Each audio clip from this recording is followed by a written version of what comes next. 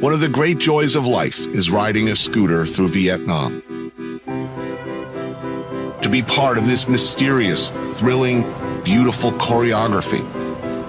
Thousands upon thousands of people, families, friends, lovers.